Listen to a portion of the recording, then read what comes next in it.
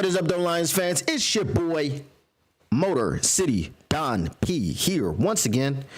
And we're going to go ahead and get into it, man. We got some things we're going to get into. The Detroit Lions are still at the combine because everybody's still at the combine. We're going to talk about this Ben Johnson thing because it is what it is. It's heating up. Ben Johnson, is he taking extended shots? Is he getting every opportunity to take shots? Is he taking all of them? I feel like he might be. I feel like there's some things that where there's smoke, there's fire. We're going to talk about the list because we did list of interviews. Official interviews did come out. And it's an interesting list. There are some things that we should notice about the list. And then, of course, we're going to talk about these linebackers who are Jihad Campbell, Jalen Walker, Demetrius Knight, and we're going to throw in actually a bonus guy that I just looked at. He popped up on my radar this morning, so I just want to make sure that I get to him. The linebacking core actually with these three is kind of weird to me, and I'll talk about all that and why I believe it's weird, but let's go ahead and get right into it, man. It is what it is, and it is what it's gonna be. First, do we start with the spicy meatball?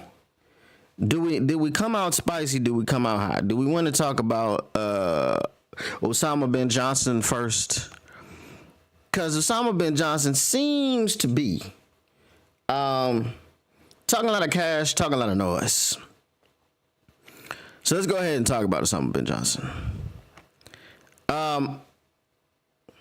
So here's the thing with Osama bin Johnson. And we call him that always and forever. The things that he's saying, okay, because he did some other interviews, and I just feel like it's unnecessary, man. It's unnecessary. They say that comparison is the thief of joy. Why do they say that comparison is the thief of joy? They say this because when you compare two things, athletes, for example, because we're talking about sports here, when you compare two athletes, it's like you have to diminish one of them to prop one of them up. If we look at the GOAT debate, and I don't think it's a debate, it's Jordan, and that's the only correct answer. So let's not even look at that situation. Taylor Made Media says he was told that Ben Johnson was heading to the Hall of Fame. Now this. I don't know who told you Ben Johnson was heading to the Hall of Fame. That's crazy. But I think I might know who you're talking about. I think I might know who said some things that were crazy just for clicks and likes. A lot of clickbait. But so we'll look at Barry Sanders and Emmitt Smith. Barry Sanders, phenomenal. Absolutely out of this world, otherworldly talent, fantastic. Emmitt Smith, yeah. But you see what I did there? I could, obviously there's a situation where you could say that the Dallas Cowboys fans, probably the ones that are crazy, they think that Emmitt is better, which is wild. But both of them are very good players. Obviously, Emmitt Smith was very good. He did have the benefit of the offensive line, but he still had to go and put in the work himself to become the all-time rushing leader in the NFL. I also look at his accomplishment the way I look at LeBum's accomplishment, that he played 45 years at running back. I would have had the yards he had if I played 45 years. I'm just saying. But I have to take from one to say that the other one is better. That's why comparison is the thief of joy. In the situation with Osama bin Johnson or Benedict Johnson or whatever disparaging name you want to call him, he's comparing Caleb Williams and Jared Goff without having to. This is the reason that I think Lions fans are mostly upset, because it's like, damn, Ben, keep our name out your mouth, bruh.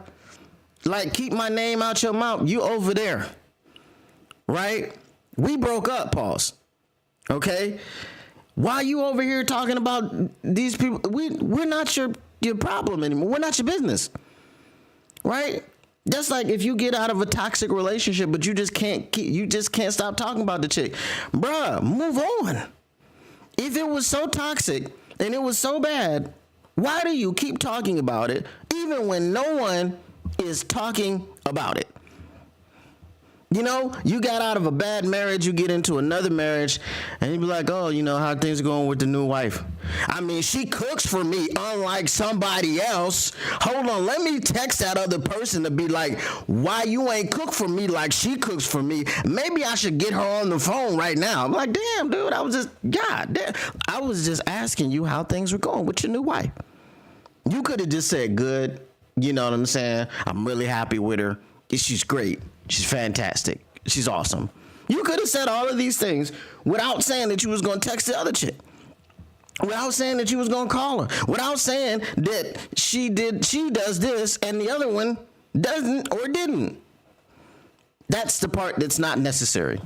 So if you're saying, hey, and we talked about this a little bit yesterday, but I'm just going to elaborate on these things. If you're going to say, hey, you know, Caleb Williams, he's really good off script, blah, blah, blah, blah, blah, blah. And he's you know, athletic and he can compromise and he can do all these things. He can ad lib. And I really like that about him. Boom, done. Finished. You talked up your new quarterback. You didn't say nothing about the Lions. I mean, the thing today with Penei Sewell was better on the run, throwing the football on the run than some other guys, Jared Goff. Like, I get that may have been a lighthearted jab, and I get that, but come on, bro. Like, that was super corny. It was super corny. It was super forced, and no one asked you for that opinion, but you just offered it up. So it's just like, okay, that was a lighthearted jab. And then I think the other question was, what are some things that are different than where you were before? You could have just said, well, I don't want to talk about what's different, but I just want to talk about what impresses me about Caleb. I think Caleb is 1, 2, 3, ABC, XYZ. That's all you had to say. But I mean, and then the last thing he finished off with was, well, these three things are different. The last thing he finished off with was wants to be coached. Jared Goff didn't want to be coached. So I get both sides of the situation. I get the side that is not mad at Ben Johnson and is thinking, okay, well, it was just a lighthearted jab, or he's just being lighthearted and he's not really doing too much. And then I get the side where it says he's doing too much, is F Ben Johnson, F the Bears for life. And I get both sides of them. But the side that I stand on, myself personally, is F Ben Johnson and F the Bears for life. And because, again, it's not necessary.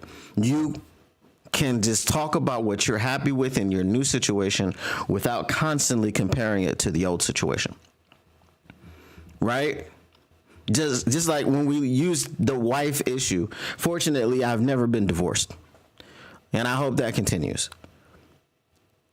If you have a new wife and even though you're complimenting her, in the beginning, it's going to be cool, right?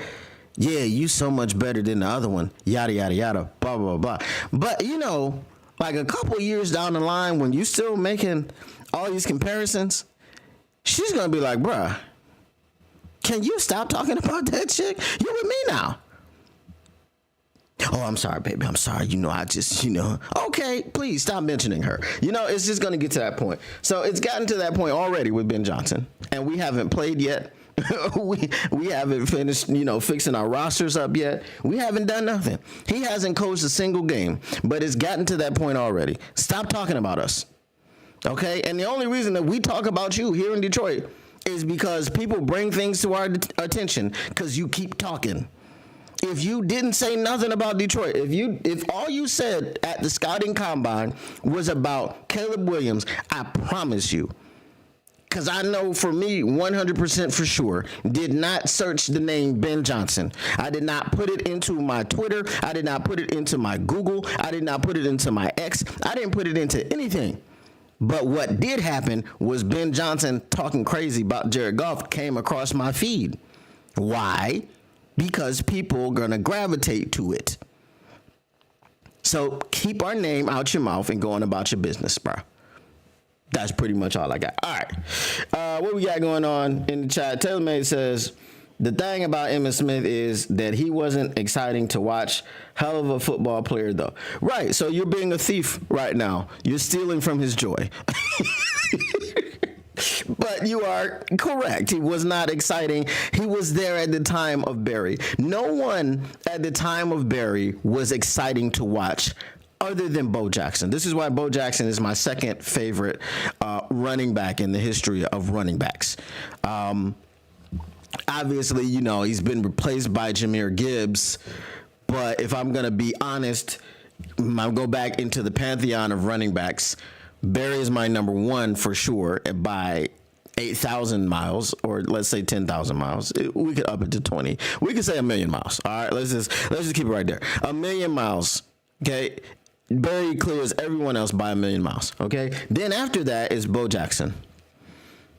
All right, and then I would have to fill out my top five. I'm talking about my top five favorite, because I don't think Bo Jackson is going to be number two best running backs ever. No, but he's my number two favorite to watch. So yes, he was exciting. He was big. He was fast. He would run around you. He would run through you. He had the battle with Brian Bosworth, ended his career. So you never knew what to expect. So that was that. Could be Ben Johnson is sending a message to his club and could be trying to fire up his new QB. Well, be careful when you play with fire, because they know what you say. You know what they say. When you play with fire, you're going to get burned. So if he's playing with fire over there, trying to fire somebody up, it might backfire. You dig? It's hot, right? TaylorMade says, facts, you got to separate the two thoughts. She ain't her, and her ain't she. 100%. So moving on from Osama bin Johnson, and unfortunately, it's not going to be the last time we talk about him. It's like, well, if you just don't talk about him, he'll go away. No, he's going to keep coming. He's not going away anytime soon. So that is what that is. All right, let's get into the scouting combine. Yes, that is correct. For some reason in my head, it was wrong, and then it was right. Like right after that. I don't know what happened there. What up, Doe Tactical Sport? So let's talk about the list of Lions Combine visits. These are all formal. There's one in. No, hold on. There's three informals mixed in there. Okay, formal. Marshall edge, Mike Green. Formal. Texas A&M edge, Nick Scorton. Formal. Ohio State Jacks. Formal. Michigan edge, Josiah Stewart. I'm sorry, that was informal. Formal. LSU edge, Savion Jones. Formal. Ole Miss OLB, Chris Paul Jr. Formal. Auburn edge, Jalen McLeod. Formal. Minnesota LB, Cody Lindenberg. Formal. Penn State LB, Kobe King. Informal. Jay Higgins, linebacker out of Iowa. Formal. Oklahoma State defensive end linebacker Colin Oliver. Formal. Alabama linebacker Jihad Campbell. Come on down. The price is right. Tell them what they've won. Okay, anyway. Y'all, I'm really excited. Okay, you get Jihad Campbell on this team, boy. I'm gonna tell you what. I'm gonna tell you a few things that I'm gonna tell you. I'm gonna tell you about them later. Okay, because we're gonna talk about some Jihad Campbell today. All right. Anyway, formal Notre Dame edge Howard Cross. Informal Clemson LB Barrett Carter. Informal Michigan defensive tackle. Formal Michigan defensive tackle Kenneth Grant. Can you guys tell me for the class what was in common about all of those was it formal and informal visits?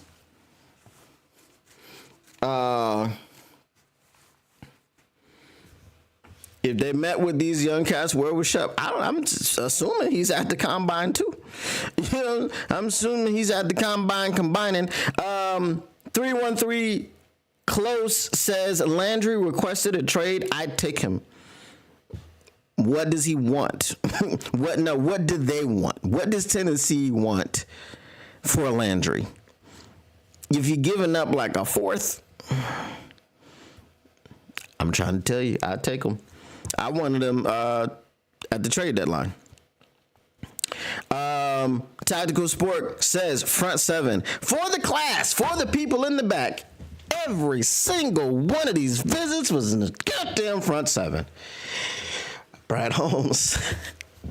Brad Holmes looks like, because you know Brad Holmes, and he doubled down on this yesterday at the combine. He said, you know, we're not a needs-based drafting team. Brother man, you are meeting with everybody who is an edge or linebacker. That's it. We got one defensive tackle. Kenneth Grant would be awesome. Obviously, Kenneth Grant went to the University of Michigan, wants to play for the Detroit Lions. That's awesome. Give me Jihad Campbell. Give him to me. And then give me one of these guys in the second round. Y'all know, if y'all were here when I did the mock draft, I know Tactical was here when I did the mock draft. Bruh, it's just Jihad Campbell for me. It just keeps coming up at number 28. No matter what simulator I use, whether I use PFF, whether I use PFT, whether I use PDF, whether I use USB, it don't matter. Whatever I use is coming up Jihad Campbell for me in the first round. And listen to me.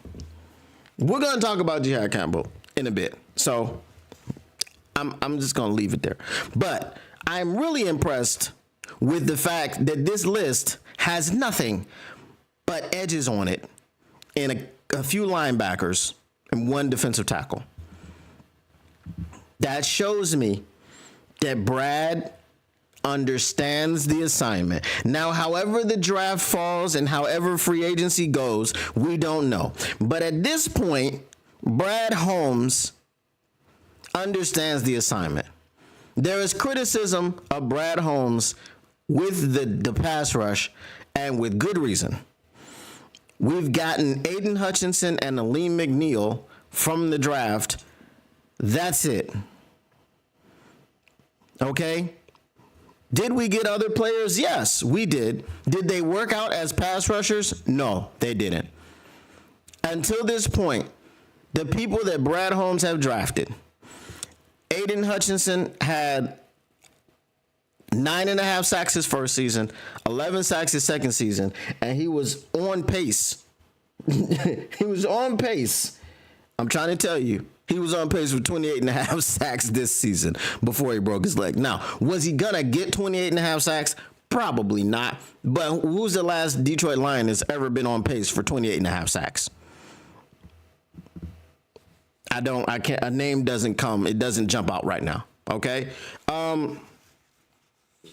Aleem McNeil in the season before last, okay, because he was injured last season.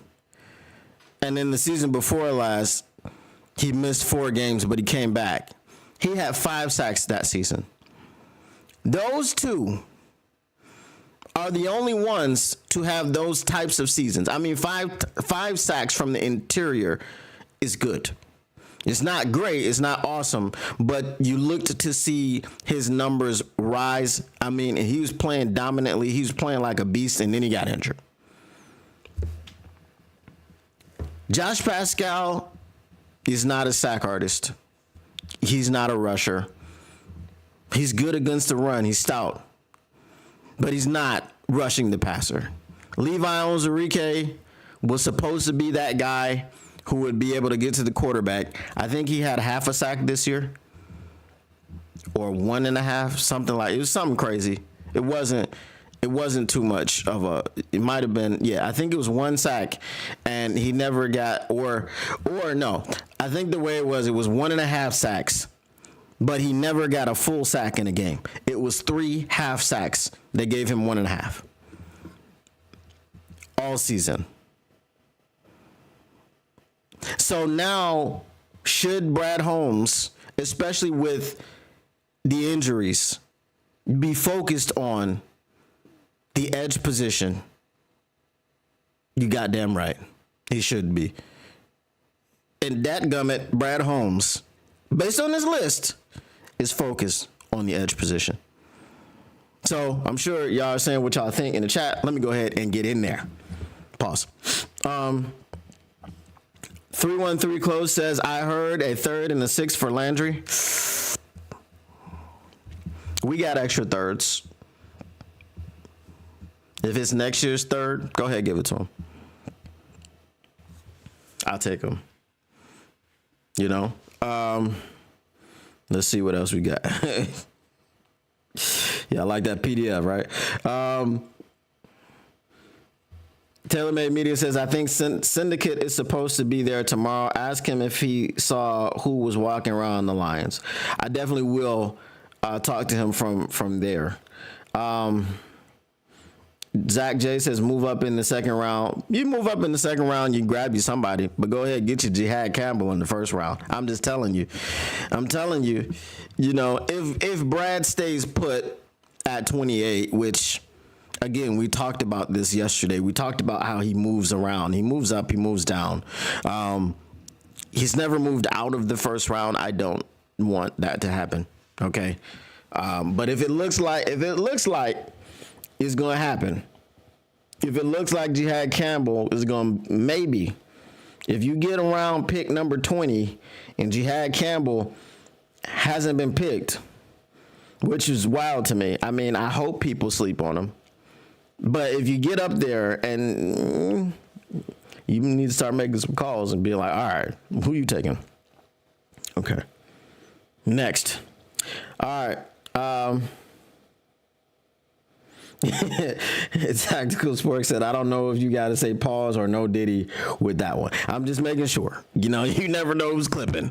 You never know who's clipping. I got haters, bro. You know what I'm saying? I got haters. Tactical Sports says, yes, it was 3 half sacks. Confirmed. TaylorMade says, I don't think I've ever seen Onwuzurike play a full game, let alone get any sacks. I mean, he played full games this season. I mean, that was his thing, his long journey back from the back surgery and all this, and would he ever play football again and all this. And so I commend him for getting back and getting healthy and playing full games. But no, he ain't getting no full sacks. Zach J says, Levi had like 1.5 sacks this season, and it seemed like everyone wants to bring him back. Yeah, I don't. And they're talking about he might outprice himself. Based on what? Based on what, Levi? How are you outpricing yourself?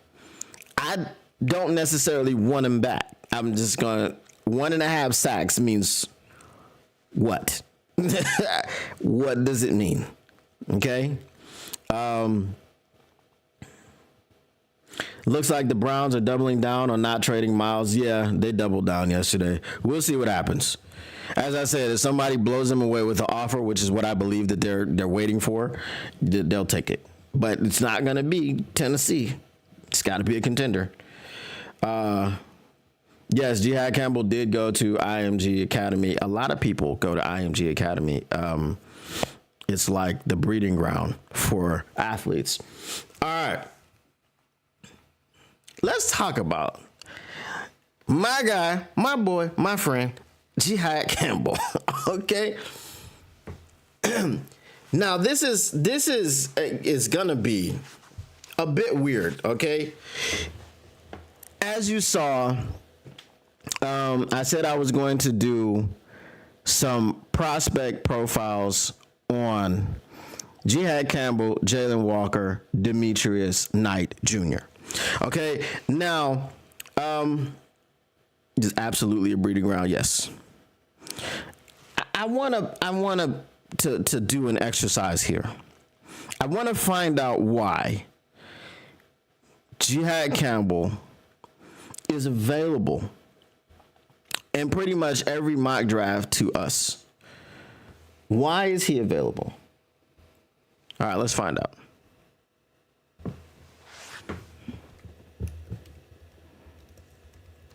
All right, let's look for the updated scouting report. Because I know what my eyes tell me when I watch Jihad Campbell. I know what my eyes say.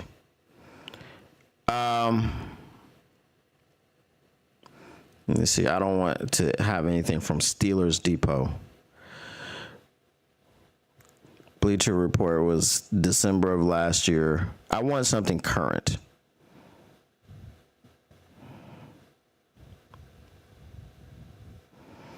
All right, we'll go to the NFL Draft Buzz. All right. So NFLDraftBuzz.com has him as an 86.8. That's like his Madden rating. Okay. He's the second ranked linebacker. His 40 time is a 4.52. He's from Ariel, New Jersey, which, I mean, that tracks. Makes sense. All right.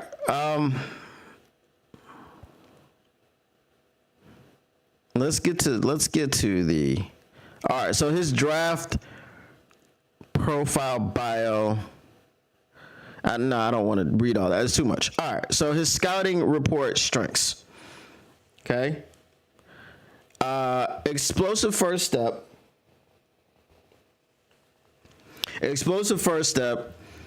Jumps off the tape. Watch him knife through the A gap against LSU, leaving their protection scheme in shambles on his way to drive killing sack. Saw that. Coverage instincts are advanced for a converted edge player. Okay, so coming out of high school, he was the number one edge candidate, right? So he was recruited as an edge, but he's an edge with cover skills. Okay, again, he's an edge that changed to linebacker. And our new defensive coordinator is a linebacker. Remember I said Antoine Randall came through when they drafted J-Mo. He came into the draft room and was like, yeah. And he came through to thank everyone. Imagine Shep coming in to the draft room having the same type of reaction to Brad Holmes drafting Jihad Campbell. Okay? That's number one. I just want you to imagine that. Let yourself get lost in that for a minute. All right, let's continue with his strengths. So his coverage instincts are advanced for his converted edge player. His interception against Georgia showed exceptional route recognition from zone drop. He recognizes routes. He can really cover. He can really actually cover. Okay? Next, bring serious pop as a tackler while maintaining efficiency. Only 5.5% missed tackle rate in 2024 and consistently delivers the message on contact. Now, Shamar Stewart has a 27% missed tackle rate. I think Nick Scorton was 15% missed tackle rate. Jihad Campbell, 5.5%. 5.5%. What does that mean? That means on 100 tackle attempts, he will miss 5.5. On 100 tackle attempts, Nick Scorton will miss 15. On 100 tackle attempts, Shamar Stewart will miss 27. Okay? So that's important. We did struggle. Like we talked about Josh Pascal earlier. He was in the backfield missing tackles. That was a thing that was kind of standing out, especially in the Bills game. Next, multifaceted weapon who creates matchup problems. Spent 20-plus snaps each at Mike, Will, and edge spots against Tennessee and Missouri. He spent 20-plus snaps at 3 different positions. Just let yourself imagine now as I'm reading this. Just let yourself imagine. And chat, I'm going to get to y'all in a second. I can't really see you right now because I got this up in front of me. But I'm going to get to you after I do his profile. All right. Rare closing speed for a 244-pounder.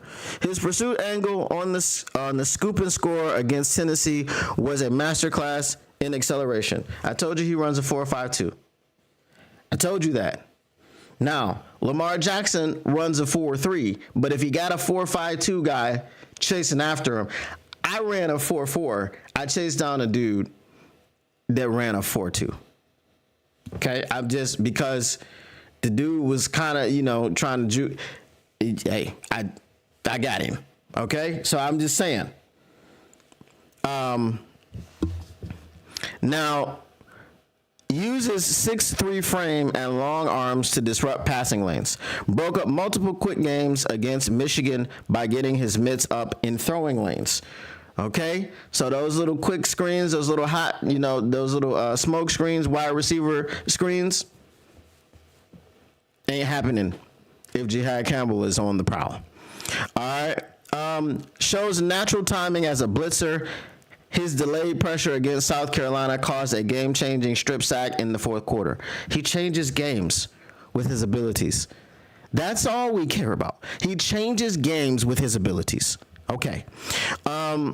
Developmental arc points up. Youngest linebacker in the class with demonstrable improvement each season at Alabama.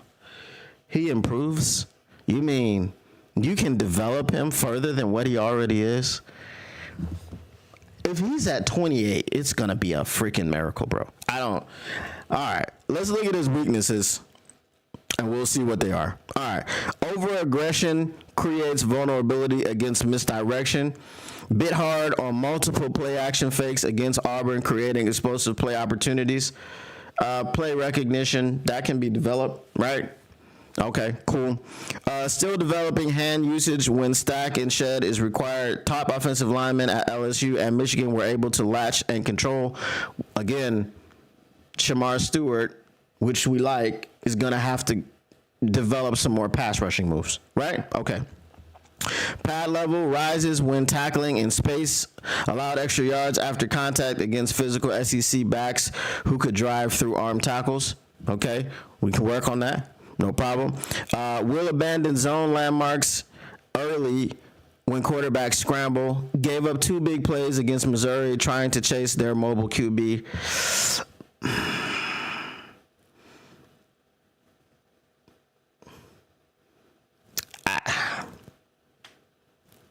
Because I'm thinking of situations where we're going to be playing Lamar Jackson and Jalen Hurts. And I'm thinking of him delivering the message with every tackle. If you abandon the zone, you give up a big play, but you blasted Lamar, might be a little bit gun shy. I don't know. But again, these are things, coverage techniques. He was an edge player. He was an edge rusher who can cover. So obviously there are going to be some holes in his coverage. We can fix that. Okay. Hopefully at number 28. All right. Pass rush plan needs expansion, just like Shamar, just like Princely. There's a lot of guys that need pass rush plan expansion. A lot of them. But then there's a lot of guys who don't. And that's, I think, why you're looking at him at number 28. All right. And I'm not going to read the summary. The summary is longer than... Ooh, excuse me. The summary is longer than everything that I just read. So let's see what y'all got to say in the chat. Let's see.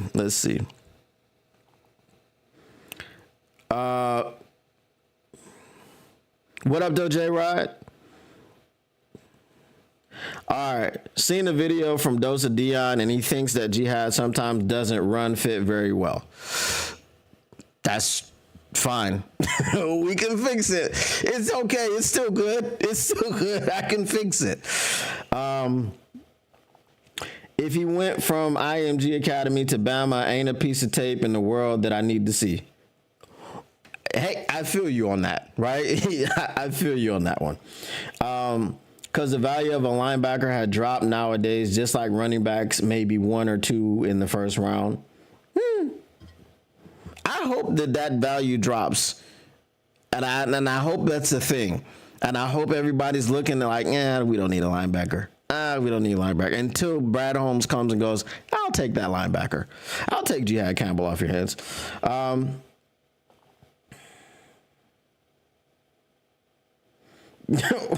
J-Rod, I don't know what you mean. This young cat just turned 21 the other day. We were talking about Jihad Campbell. Okay. Listen. I see strengths outweighing weaknesses here.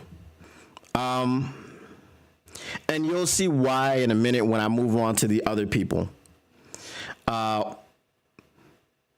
But if Jihad Campbell is there at 28, I don't see how he's not the best player available. I don't know who else is going to be there at 28. But I don't see how he's not available. Now, they did talk to Nick Scorton, and they talked to some other people. It was out there. They talked to Mike Green, all that. They confirmed it already that they've talked, and we saw the list. We talked about the list. But y'all already know. I'm already sold. And he runs a 4.52. He hits. He can cover. Okay, remember we had a guy in James Houston who we tried to get to fill the Sam role, but he couldn't do it. For whatever reason, we kept trying to get him to do it. This Jihad Campbell is a guy that's already done what we tried to get James Houston to do. He's already gone from an edge rusher to a Sam linebacker. So now he can do both of those things well. Okay? Which makes him a dominant all-around player because he can do both of those things well. He needs an expanded pass rush plan, so he's not the dominant edge. He's not Hutch, right? He's got covered, some holes in his coverage, so he's not Fred Warner. But if he's a mixture and he's in one player, okay, I think he can be a star, right? Because you've got elements of things that make you a superstar in both categories. You've got elements of superstar pass rusher. You've got elements of superstar linebacker. You don't have quite all of the things. You put it together and you have a star. I'll take a star. You don't have to be a superstar. And at 28, are you expecting a star at 28? Not all the time. So if you can get one, please do. Brad Holmes, please get Jihad Campbell. That's all I'm asking you. If you get Jihad Campbell, I can turn off the draft and not care about anything else. Yes, if you get Jihad Campbell in round number 1 and round number 2, I want you to get an edge. Because now you've got Jihad Campbell, Aidan Hutchinson, and Zadarius Smith rushing the passer all at once. Good luck to whoever that is. And when we got I almost said Jalen Carter. When we got Jalen Hurts escaping outside, Jihad Campbell in hot pursuit. Now, remember, Jalen Hurts ain't a 4-2 guy. He's not even a 4-3 guy. He might be the 4 or 5 guy. Jihad Campbell runs a 4.52. We'll see what he runs at the combine. D. Elliott says Will Anderson in the making. Didn't I say that the other day? Didn't I? I said, see, give me a pound dog. I said he reminds me of Will Anderson. I said it. I said it. So you see the same thing that I see. All right. Taylor May says he won't be there at number 28. I don't expect Brad Campbell. I call them Brad Campbell to talk about the pairing, okay? But Brad Holmes is the one that's doing the moving up, right? He's the one on the phone. So I don't expect Brad Holmes to stay at number 28. That's why I said if you get to pick number 20 and Jihad Campbell is still there, then you need to be making phone calls. Okay, you need to be making phone calls and being like, okay, who do I need to jump over to get to Jihad Campbell? Who are you taking? You taking a tackle? You taking a guard? Okay, you know what I'm saying? He needs to make those calls if he's there around number 20. Tactical says everything that is a weakness with Jihad is coachable, but if he shows out at the combine, he won't be there at 28. May need to move up in the draft. 100% perfectly fine with moving up in the draft. No problem. What did I say before? What is my mantra? F them picks. F the F out of them effing picks. Okay? I don't care nothing about them picks. If you need to move up and use multiple picks to get up there to acquire a Jihad Campbell or to acquire difference maker, name your difference maker on the edge or linebacker here. And I don't think linebacker is really, there are too many difference maker. I think Jihad Campbell is probably the number one difference maker at linebacker. But if you got to use those picks to go up and get the difference maker, go get him. We're not in a position where we need to have a bunch of depth with every pick. We need depth, yes. But if you got to give up a first and a second or a first and a third or whatever to move up a few spots, do it. Because because we're in a position where we can win by going and get a difference maker. If he gets close to the 20s, Brad will make a move. I 100% agree with you. I mean, we moved up to take Terrion Arnold, for goodness sake. So Jihad Campbell, no brainer. And y'all are, if I need to sell you at all, just remember that Jihad Campbell went to Alabama. As the Philadelphia Eagles are the Philadelphia Bulldogs, we are the Detroit Tide. Okay? One Tide. And roll Pride. That's all you need to know. All right. Let's talk about the other people on my list. All right. Now, these two prospects here are very weird to me because they're linebackers. And while watching their film, I found that they were very incomplete to the point where I don't even think that they are first round picks. Okay. And that is Jalen Walker and Demetrius Knight Jr. First of all, Demetrius Knight Jr. didn't have a whole lot of film that was publicly available. Jalen Walker did have a bunch of film that was publicly available because Jalen Walker went to the University of Georgia, so you're going to have the film on him. All right. Let's stay on the same site and see if we can find a profile for I'm sure we can. All right, so Jalen Walker.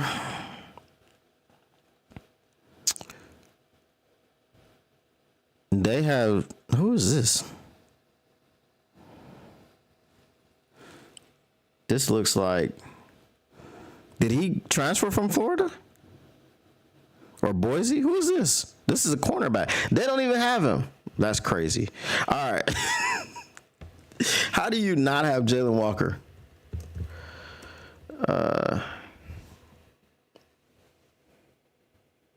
Did I spell his name wrong? Oh, maybe that was I spelled Jale. It's Jallo. Jello. Okay, there we go. Jalen Walker, Jordan. There we go. Okay. He's available. Okay. So Jalen Walker, 6'2", 245, similar size to Jihad Campbell. Went to Georgia. He's from Salisbury, North Carolina. His Madden rating is an 87.4. It's not a Madden rating, it's a player rating. He is the number one linebacker. So they have Jalen Walker over Jihad Campbell, which is crazy. His 40 is 4.5 flat. Jihad Campbell is 4.52. All right, so let's see what his strengths and weaknesses are. Scouting report for his strengths. Turn that down. There we go. Developed impressive pattern matching skills and zone coverage, showing natural feel for route combinations and spacing. Quick first step off the edge translates to devastating pass rush ability, demonstrated by his 3-sack performance against Texas in 2024. Shows rare bend and ankle flexion for a linebacker his size. Consistently able to flatten around tackles while maintaining speed to the quarterback. Natural block destructor who uses powerful hands and leverage to keep himself clean. Particularly effective when working through traffic. Brings scheme versatility with experience, both as an edge rusher and off-the-ball linebacker in Georgia's multiple defensive looks. Exceptional closing speed and space, verified by his blazing 4.50 40 time that puts him in the 94th percentile at the position. High motor player who consistently affects the quarterback, evidenced by his team leading pressure numbers against Kentucky.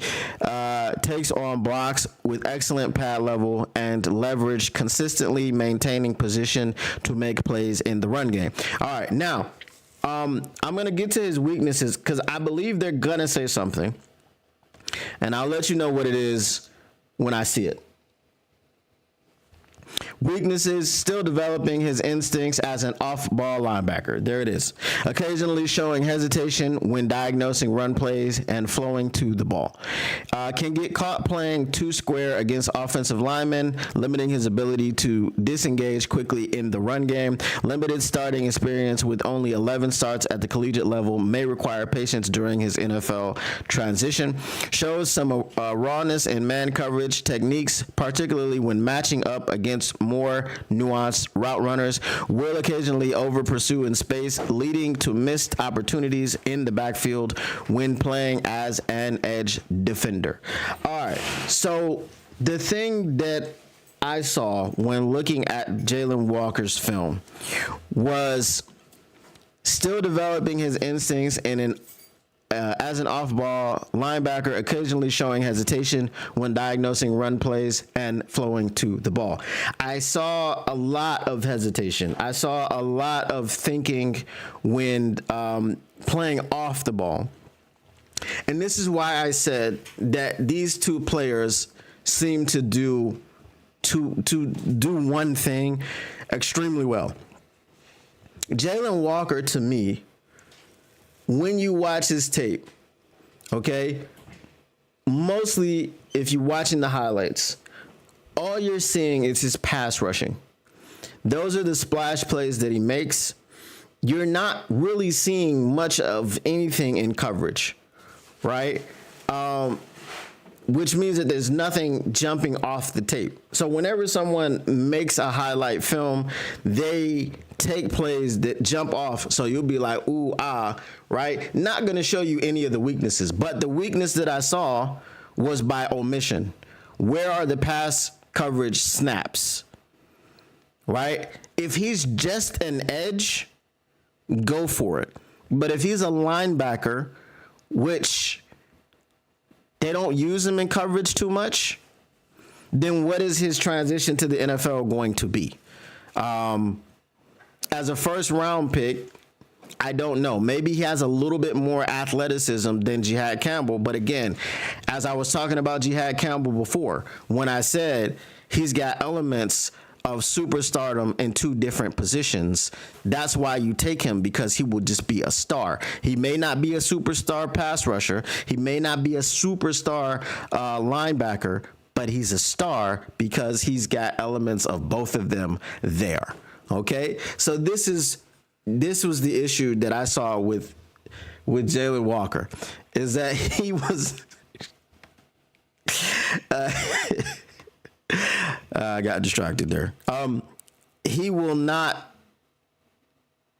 immediately, I think, have the impact that a Jihad Campbell would have, because he's got a little bit more to a little ways more to go as far as development into a solid all-around linebacker. If you're drafting him just as an edge defender, that's fine. But if you're drafting him as an all-around linebacker, who can excel at more than one thing, because I feel like Jihad Campbell excels at both things, and I feel like Jalen Walker excels at rushing the passer, which is great. But in the Lions scheme, are they going to put a guy on the edge who's 6'2", 245?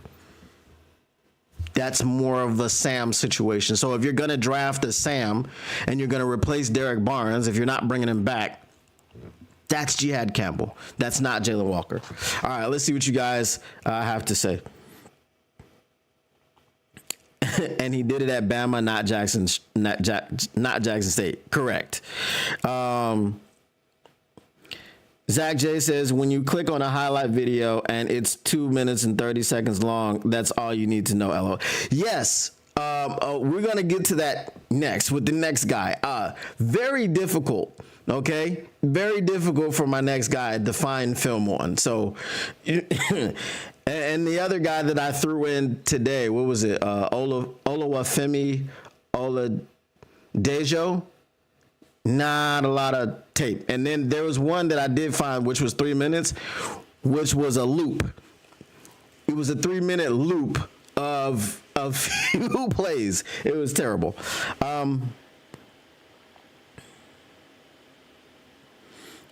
He just finished his sophomore year, probably.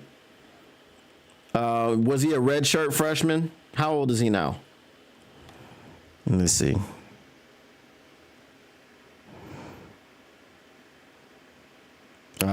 He's 21. He's 21. So if he just finished his sophomore year, that means he redshirted a year. So that's cool. All right. I've kind of given away my take on the next guy, but I'll give it away. It doesn't matter. We're gonna get through it, you know. Tactical Sports says has to be able to cover if you're an LB in the line scheme. Exactly. And that's what I'm saying. I didn't see evidence of coverage with Jalen Walker. You know, if you're just going to stand him up and let him, you know, pin his ears back and go after the passer, well, that's James Houston. That's James Houston. And again, I was a James Houston fan because he came out of the gates and got 8 sacks in 7 games. You know, which was phenomenal. It's not really done in the NFL, especially as a rookie. However, you know, again, as you said, got to be able to cover in the line scheme, and he wasn't able to cover, right? You got to do one of two things well. Okay, if you can rush the passer, great. but you can't stop the run. That's not great.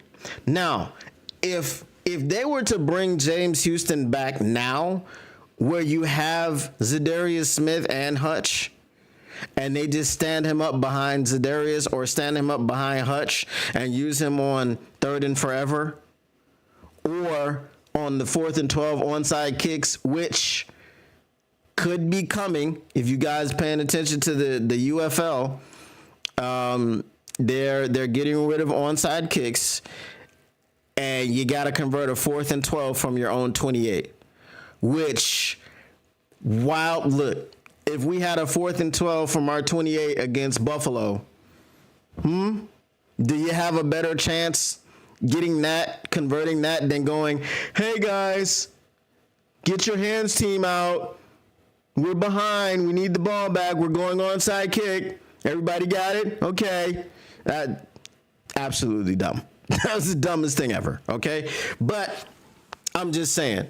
So if you bring a James Houston back with the line that we have now, where we have Zadarius Smith, you can put him on either side and tell him to go hunt. That's cool. He'll play 10% of the snaps. Are you drafting that in the first round? The answer is probably no. Okay? So if that's what you're doing with Jalen Walker, that's not the guy you're going to draft in the first round.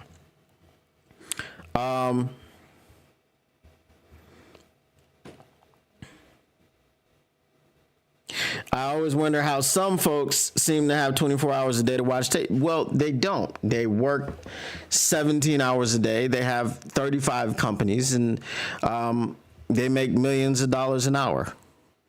They're very busy people. That's what I've been told. I would submit, okay, that they are very busy people. All right. Now, let's get to our next guy. Our next guy is, what was his name? Demetrius Knight Jr. Now, we'll look at his draft profile. Demetrius Knight Jr. Okay, there we go. Right there. All right. So his Madden rating, I just call it a Madden rating. They give him, NFLDraftBuzz.com gives him a player rating, which is like a Madden rating. So I just keep saying the Madden rating. So he's 6'1", 246.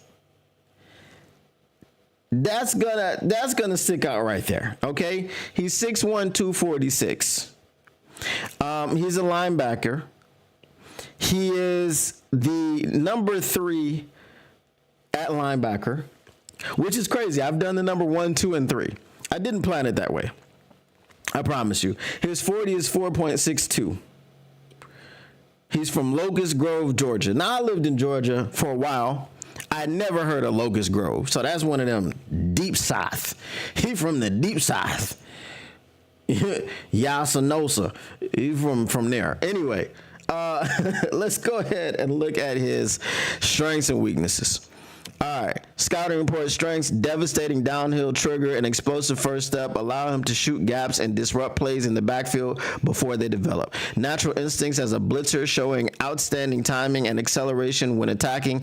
Protection schemes late as an add-on rusher. Powerful striker who delivers jarring hits with his 245-pound frame, consistently driving through contact to finish tackles with authority. Outstanding straight line speed for his size. Lets him close ground quickly in pursuit, eating up turf with long strides. Flashes impressive zone coverage awareness, particularly in underneath drops where he can read quarterbacks' eyes and break on throws. Takes on blocks with proper leverage and strong hands, showing ability to stack and shed when playing downhill. High-level special teams experience and willingness to contribute in all phases will get him on the field early. When you say high-level special teams, that screams third, fourth rounder. I'm just saying. You're not drafting the guy in the first or second round to play high-level special teams. Natural leadership qualities and mature approach to the game, bringing a professional mindset to preparation. All right. Weakness. Weaknesses. Can be over patient, reading run fits, occasionally allowing blocks to develop rather than triggering downhill to disrupt timing. Lateral agility and change of direction skills are limited by tight hips, leading to some challenges redirecting in space. Will occasionally duck his head or dive at ankles when tackling, leading to missed opportunities to wrap up ball carriers. Man coverage limitations against shifty backs and tight ends could restrict his 3-down value earlier in his career. Despite good straight line speed, can get caught flat-footed and struggle to recover when offensive players get him leaning. So you see how his weaknesses directly contrast his strengths, right? They said all of this is a strength, but then all of this is a weakness at the same time. The thing that I saw with Demetrius Knight, sorry, didn't mean to mispronounce your name or call you a different name. It wasn't a mispronunciation. It was actually a different name. The problem that I saw with him was, yes, he did lack a lot of tape, which was professionally available. Not professionally, which was publicly available, like I said. Tactical Sport, same. Never heard of that place. 9 years was the same for me. So there wasn't a lot of public tape. And then as Zach J said, when the highlight tape is 2 minutes, that's all you need to know, okay? Remember I said before, the first highlight tape I watched of Jihad Campbell was 8 minutes. I stopped in 4 minutes and drafted him in my first mock draft. What I saw on the tape was all of that run fitting. I saw him defending the run, and I thought he was a really good run defender. The same way with Jalen Walker, I thought he was a really good edge rusher. Linebackers have to do more than one thing. If you're on the defensive line, you can be a really good edge rusher, or you can be a really good run defender. You don't have to be good at both. Hutch just happens to be good at both. Right? Aleem McNeil happens to be good at both. Right? I would say he's excellent at defending the run. He's good at rushing the passer from the interior. Okay? Dexter Lawrence would be an example of someone who's excellent at doing both of those things. Sexy Dexy, as they call him. Okay? So now I'm looking at these last two players, Walker and Knight, and I'm like, man, if you could put those two into one, you would have somebody like Jihad Campbell. Okay? But Jihad Campbell is better than both of them because the elements of coverage he has and they don't. So as we just said, we touched upon the fact that if you're going to be an outside linebacker in the Detroit Lions scheme, you need to be able to cover. Well, I wouldn't put Demetrius Knight Jr. in coverage, and I wouldn't put Jalen Walker in coverage. So where does that leave them at pick number 28? Nowhere to be found. You don't draft those guys at pick number 28. Can they be drafted in the later rounds? I think Jalen Walker will probably, if he goes in the first, it's because he went to Georgia. Right? Pick number 32 to the Philadelphia Eagles. Because they don't think that they'll be able to get him at pick number 64. You understand what I'm saying? So if Philadelphia Eagles stay at number 32, you could see Jalen Walker go off the board. Because that's who they like to draft. Okay? Just like we like to draft dudes from Bama. Demetrius Knight, I think, goes in the third, fourth round. Just based off of like, okay, cool. He's good run stuffer. All right. And then I'm not going to talk too much about Oluwafemi. Same situation. Same situation with Jalen Walker. Not as good. Not as much tape. Very small amount of tape. Only rushes the passer as a linebacker.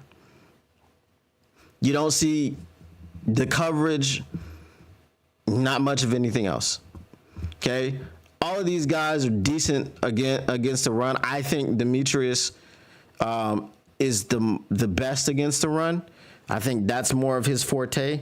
But Jihad Campbell is head and shoulders above the rest. And it doesn't matter that his ranking, like I said, I did number 1, number 2, and number 3. Jihad was number 2.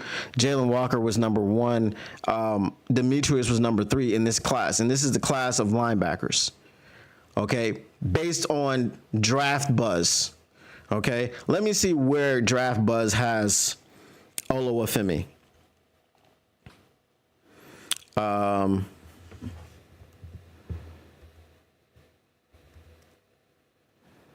I don't even know how to.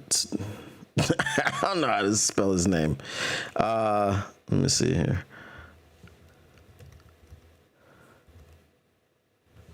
Okay, Oluwafemi. That's a U. Let me see where they have him. Just for poops and giggles. If he's number 4, I'm about to, bruh.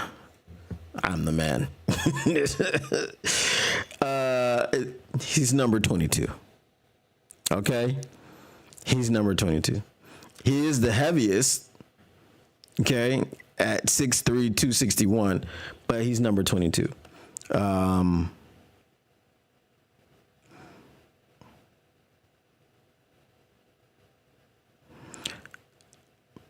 Okay, his pass rush arsenal is a weakness. It's a work in progress. Again, you're not really expecting in the draft to grab people who are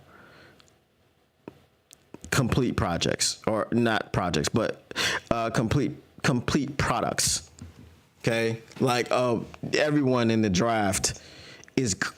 You want them to show growth. You want them to show development. And that was one of the things, again, that stood out about Jihad Campbell. We're talking about growth and development. He does those things. He grows. He's coachable. He develops. And he got better and better every year at Alabama. So 100%, Jihad Campbell is my guy. What about you? Z Black says, could we be switching to 3-4 with Shep? It's possible. You know, he is a linebacker. You know what I'm saying? So having more linebackers on the field, definitely a plus.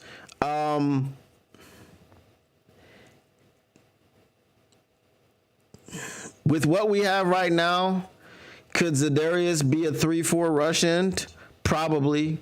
I believe Hutch could, but then if we do that, what do we? It could make sense in the beginning without Aleem McNeil in there, but I think it's a strength to have both DJ Reader and Aleem McNeil clogging up the middle. So I don't know what you do with that. I think what I would think is that you have 3-4 looks, 3-4 elements. I don't think you switch completely and totally to a 3-4. Having multiple defenses in today's NFL is a plus. It's not a plus, sorry. It's a must. I used the wrong us word. Okay. Having a multiple defense in the NFL is a must if you really want to maximize and be unless you just have complete 100% dogs. Like Philadelphia, their defensive line up front in the Super Bowl was 100% dogs. You didn't need nothing else but a bunch of wild and crazy dogs up front. That's all you needed, and everything else fell into place. But with the personnel that we have, I wouldn't switch entirely to a 3-4. I would just make sure that, I had elements of it so I could have multiple defenses, multiple looks, multiple fronts. And that would be a way to confuse offenses as well, because the more multiple you are, a la Todd Bowles, Casey Rogers, Todd Bowles. Casey Rogers has experience calling plays. Shep was like, that's a guy he's going to lean on. Some advice. That's all. Just say that because we met with a lot of LBs already, but we met mostly with edges. Okay. See, again, I got the list in front of me. Marshall, Mike Green is an edge. Nick Scorton is an edge. Jack Sawyer is an edge. Josiah Stewart is an edge. Savion Jones is an edge. Okay. So that's 1, 2, 3, 4, 5 edges before we get to our first linebacker, Chris Paul Jr. And then we got edge again with Jalen McLeod, and then we get linebacker. Oh, sorry. I skipped some things. Okay. We got edge with Jalen McLeod. Then we got linebacker, 3 straight linebackers. Then we have a DE/linebacker. Then we have linebacker, Jihad Campbell. Then we have edge. Then we have linebacker. Then we have DT. So I think maybe it was a kind of 1, 2, 3, 4, 5, 6, 7, 8 edges, and 1, 2, 3, 4, 5, 6, 7 linebackers. So yeah, pretty even.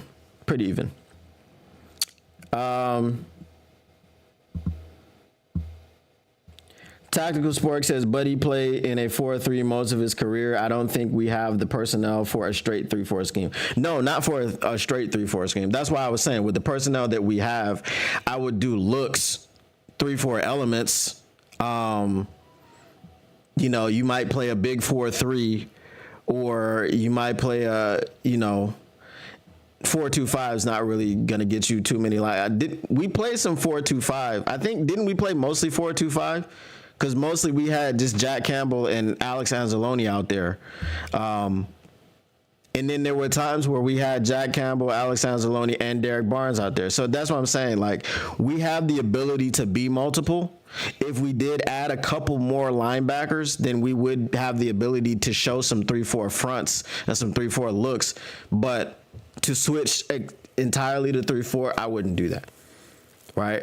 Shep did, as you said, he did play in the 4-3. He played for the New York Giants. He played for the Detroit Lions in 2018. So, yeah, I think he has a lot to pull from. I just think that if you get 2 linebackers and 2 edges, or 2 linebackers and edge and a defensive tackle, I think it's a successful draft. It's going to be a home run draft if you draft Jihad Campbell at number 1. Yeah, that's. Please let that be your first round pick. Please, I beg you, Brad Holmes. Please draft Jihad Campbell. All right. It was mostly a 4-2-5, but it's considered a 4-3 base. I mean, again, defense is evolving, and it's got to, with the rules that they're changing. Unless, again, like Philly, unless you got just dogs, and your base is a 4-3 all the time, or a 4-2-5. I don't even know. What was their base? What was Philly's base? I think Philly's base was a 4-3. Jihad and Stewart would be dope for sure. I feel like Stewart won't drop just because of his size. He's 6'6", 290. And he's athletic. Right? If Stewart runs a 4.7, 4.6, he's not dropping. Philly's a 4-3, yeah. Honestly, I'm not big on a 3-4 scheme. I feel like 3-4 schemes always seem to be lacking against the run. Maybe not always, but I think they're more susceptible to lacking against the run because you got 3 dudes up front instead of 4. Right? TaylorMade says, you're right. It's a passing league. You got to have at least 5 DBs on the field damn near all the time. That's true. That's true. We ran a lot of nickel. You know what I'm saying? So if you can do that and then plus throw Jihad Campbell out there, that's a hard defense to pass against. It's a hard defense to pass against. We do have DBs that will come down and crack somebody. I'm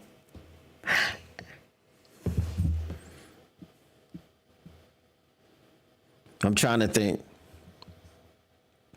Mostly Brian Branch. Mostly Brian Branch is going to come down and crack somebody. Like, Kirby will hit you. They'll all hit you. But I'm just looking at the cracking. The cracking is Brian Branch. All right, J-Rod. We shall see you, my guy. 313 Thug 11. Been a while. Glad to see you all going. It has been a while, man. What's going on with you? What up, though?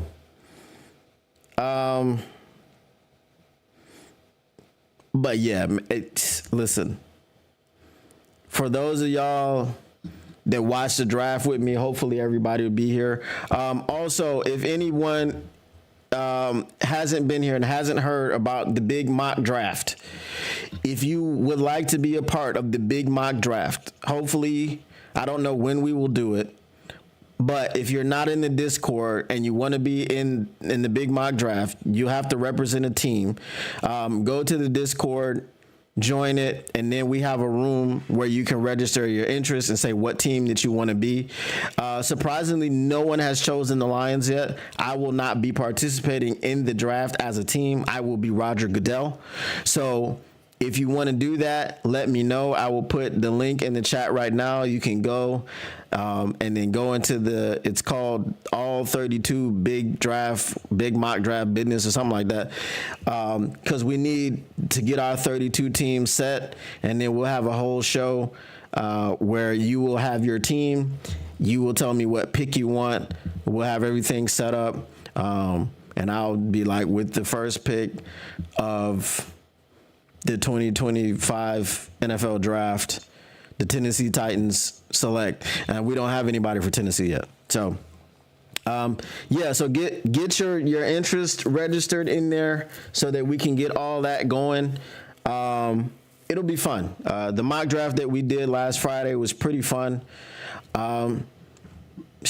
Maybe we do another one next Friday. Maybe we'll do mock draft Fridays. And yeah, maybe we should try to do like the teams that we have right now. Hold on, let me check who we got right now. Right now we have just so we can get it straight away, or what is the word I'm looking for? Squared away.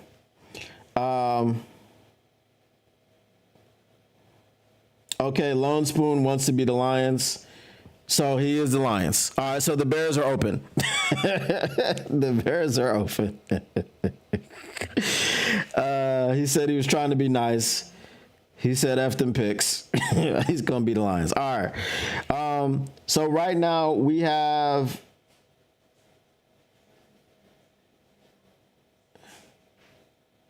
J-Rod could have been the Lions, but he was asking questions instead of giving his team. So we got the Browns. Oh, no, he's the Giants. We got the Browns, the Giants, the Lions. So anybody else that wants to get in there and do that, let me know.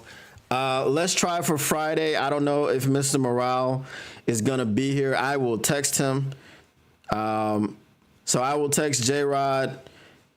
Lone Spoon, are you down for Friday to do a little trial run with 3 or 4 teams?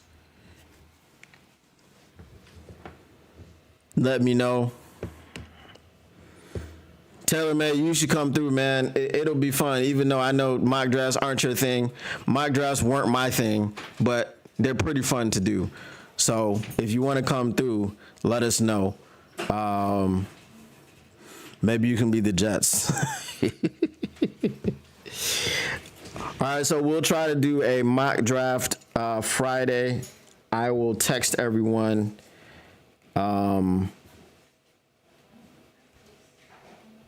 again, anybody that wants to get in there, let me throw a link into the chat. So anyone that's not in, see, all right, so we will send an invite link.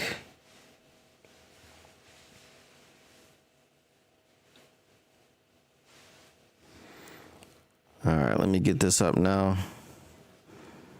1 second.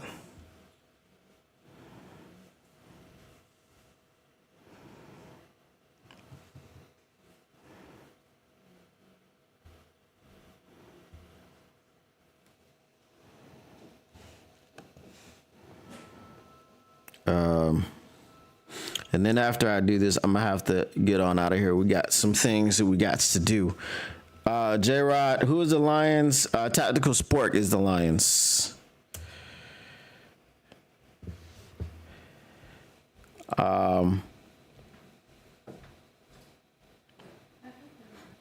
Tactical, it'll be on the live.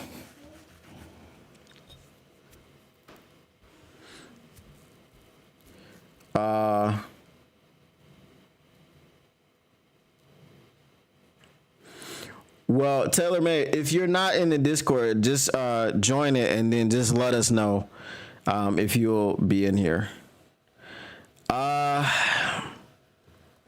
We can do trades since it's only going to be like 4 or 5 teams at the moment. We can do trades. But when we do like the all 32, we won't have trades because it'll be too long. We might just get through one round if we do trades for all that. You also picking the Bears to mess with Broski Bear. Well, yeah, he's not allowed around here anymore. So, but if you want to be the Bears and the Lions, that's fine.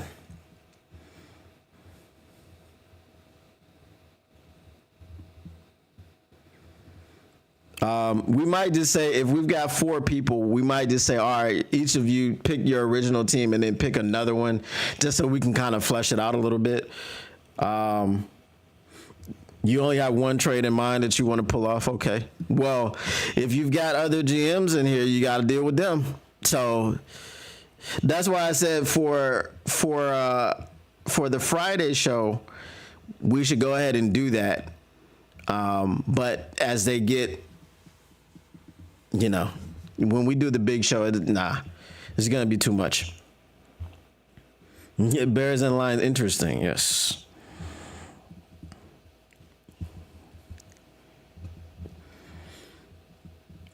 All right.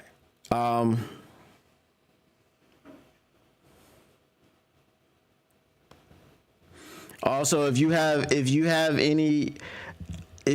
like a mock draft community that you're in, or a fantasy league that people like to do mock drafts, tell them to come through as well.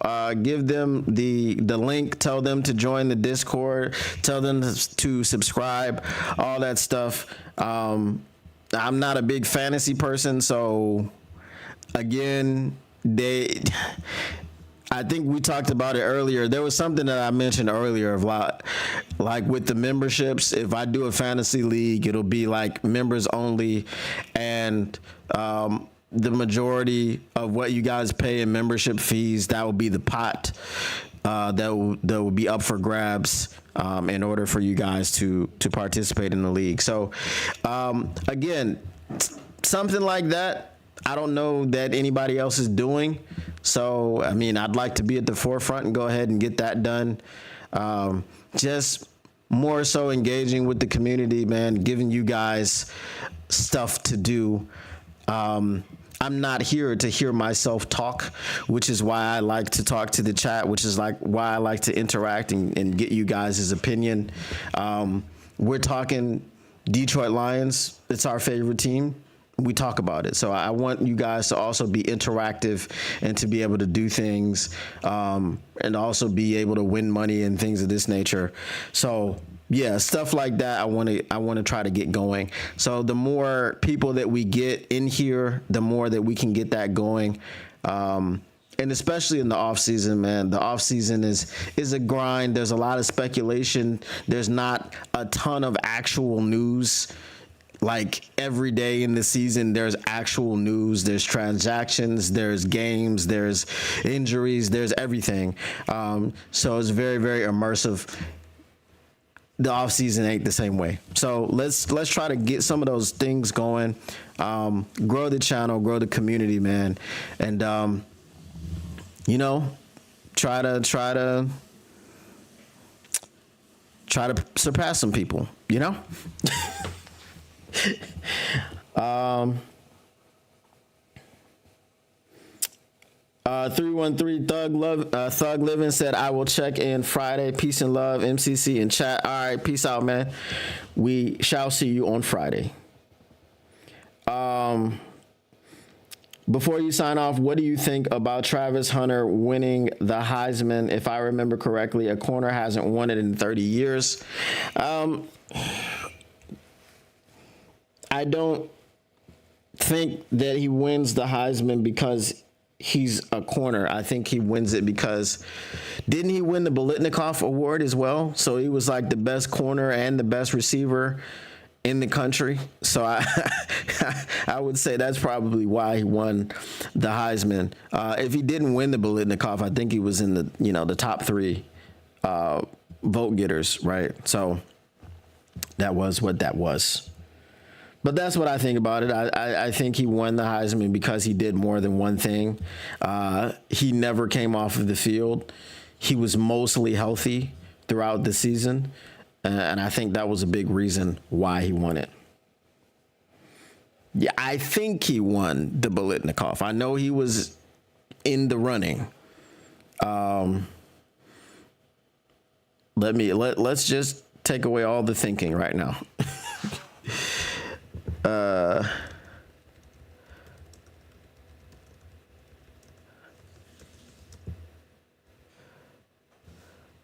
Did Travis Hunter win the Biletnikoff? He did win the Biletnikoff. So he won. The trophies keep coming for Colorado two-way star Travis Hunter. Less than an hour after he won the Chuck Bednarik Award as the nation's top defensive player, Thursday he won the Biletnikoff Award given to the nation's top receiver, regardless of position, by the Tallahassee Quarterback Club Foundation. So if you win both. If you win the top award at your defensive position and the top award at your offensive position, you have to win the Heisman. Ashton Genty just ran for yards that weren't as many as Barry's. That's all he did. So, I guess I can't be biased at all because I'm both a former running back and a former corner. So I can't, there's nothing to be biased about. I mean, obviously my heart is with the running backs, but I play both positions as well. So, it's a win for me either way. My cornerback brethren got it or my running back brethren got it. Either way, it's the same.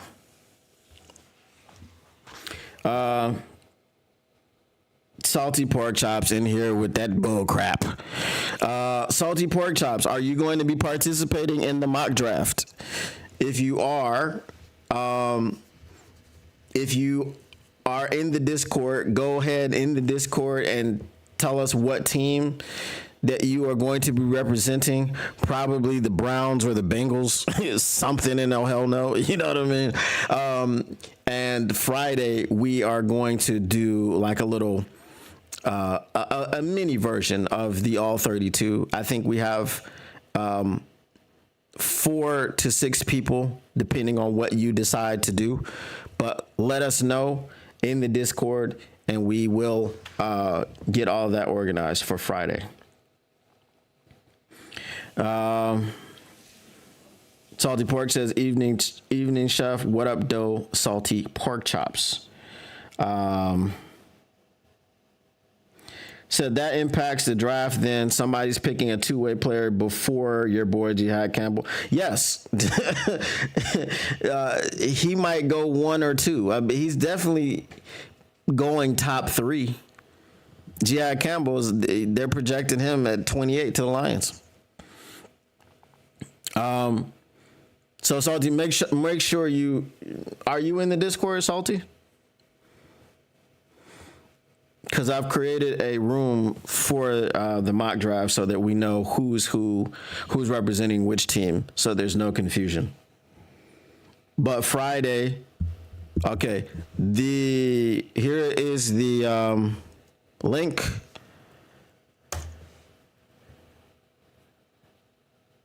Join that up, and there's a room in there called All 32. No problem. Well, I think the link goes to that room directly. So All 32 Mock Draft Business is the room. So go in there and just tell us what team you want to be. The Bears, Lions, Giants, and the Browns are taken. They're spoken for. So you can't be the Browns. So you can be the Bengals if you want, or any other team that's not spoken for. Okay, you'll be the Jags. No problem. No problem at all. No one picks them because they suck. But I guess that gives you the ability, because they suck, that gives you the ability to have a good draft pick and draft a difference maker. All right, y'all. Once again, appreciate everyone for stopping by, coming through. Do not forget, mark your calendars. Friday, 7 p.m. Eastern. We are going to be. Oh, you live in the area. Okay, cool. We're going to be doing a mini version of the mock draft. We eventually, the last time we want to do it, we want to have all 32 teams. So we'll have 32 members of the chat. I will not be picking in the draft. I will be Roger Goodell. I will announce your picks and pick them for you, and then that's what I will be doing. So in all versions of those drafts, maybe if everyone is not here at the beginning, maybe I'll do like another mock draft of my own, and before we do everyone else's. I don't know. I think I've been bitten by the mock draft bug, but it is what it is. Appreciate you guys for coming through. And once again, the Motor City Cats are back at it. Came to give you stats, none of that static. Whatever you do, make sure you keep your Lions news pragmatic. And if anybody else, and you know who I have in mind, says that you'll have a better time on their channel, you just got to hit them with the... You lying? Why you always lying? Oh my God. All right. We are out. Peace.